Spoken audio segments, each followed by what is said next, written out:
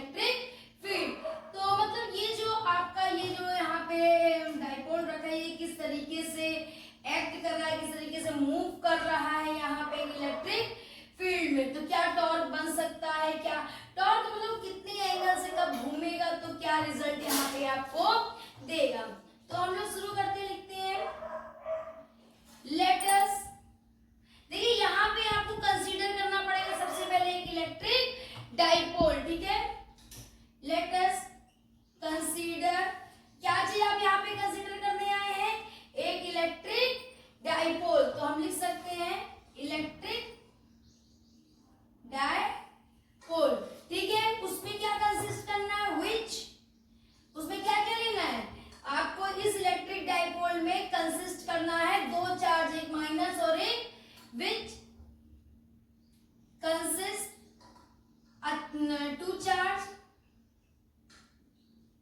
Charges plus Q and minus Q, ठीक है। दो चार्ज आपने कंसिस्ट कर लिए।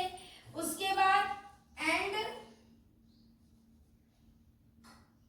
एंड ऑफ डिस्टेंस 12, देखिए ये सेंटर है, यहां से यहां तक का है, यहां से यहां तक का है। तो अब चलते हैं इसके, वैसे तो इसका जो फोर्स होगा अपोजिट फोर्स वो हमेशा 0 होगा, क्योंकि भाई देखिए F1 इक्वल्स टू, अगर आपकी फील्ड बनेगी माइनस क्यू ई, ठीक है, ये माइनस चार्ज लेने पे, और F2 equals two plus 2Q। अगर हम इसका नेट फोर्स निकालें यहाँ से तो F1 और ये F2 को प्लस करेंगे तो ये क्या हो जाएगा minus Q plus Q equals to 0, ठीक है। फिलहाल यहाँ बात टॉर्क करते हैं। तो टॉर्क इक्वल्स टू होता है force into perpendicular distance both, मतलब बोथ चार्ज के अकॉर्डिंग क्या परपेंडिकुलर डिस्टेंस है, ठीक है। ये आपको पता है यहाँ की आपने डिस्टेंस को हमने L कर लिया था, ठीक है। अब यहाँ पे जो दोनों हम दो बार टॉर्क निकालेंगे, टॉर्क इक्वल्स टू दो टॉर्क बनेंगे, टॉर्क 1 और टॉर्क 2, ठीक है। दोनों ही क्या है यहाँ पे इक्वल है, एक जैसी, क्योंकि भाई सिर्फ डायरेक्शन अपोजिट है, बाकी कहीं भी कोई भी फोर्स या कोई भी चीज मतलब अपोजिट नहीं है।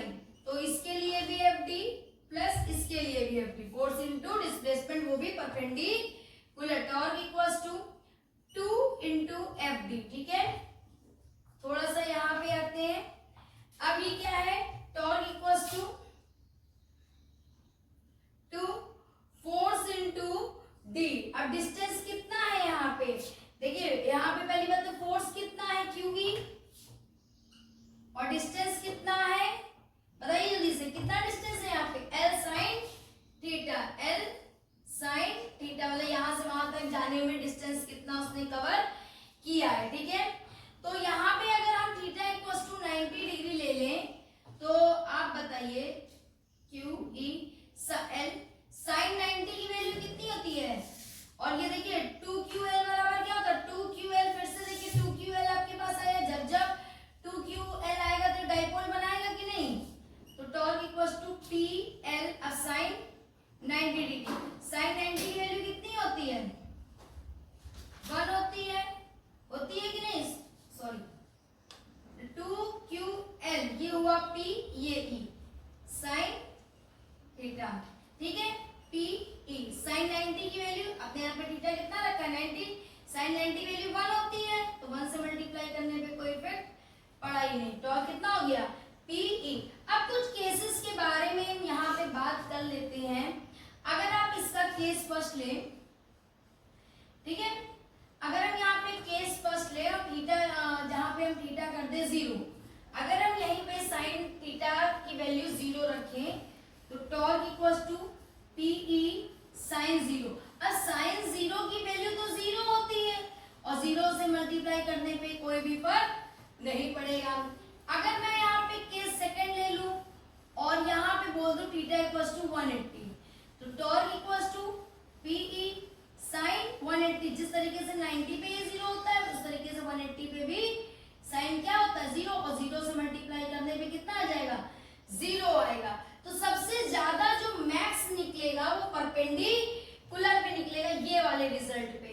तो ये ही इसी को टॉर्क मैक्स भी बोलते हैं, टीई, ठीक है।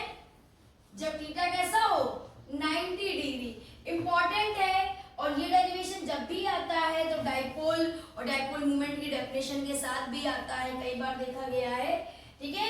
नोट कर लीजिए क्विकली, ठीक है। तो आपको ये समझ में आया होगा आई होप। अगर कोई दिक्कत है या कोई प्रॉब्लम है, नहीं समझ में आया तो कमेंट करिए, शेयर करिए, मुझे सपोर्ट करिए। Thanks for watching.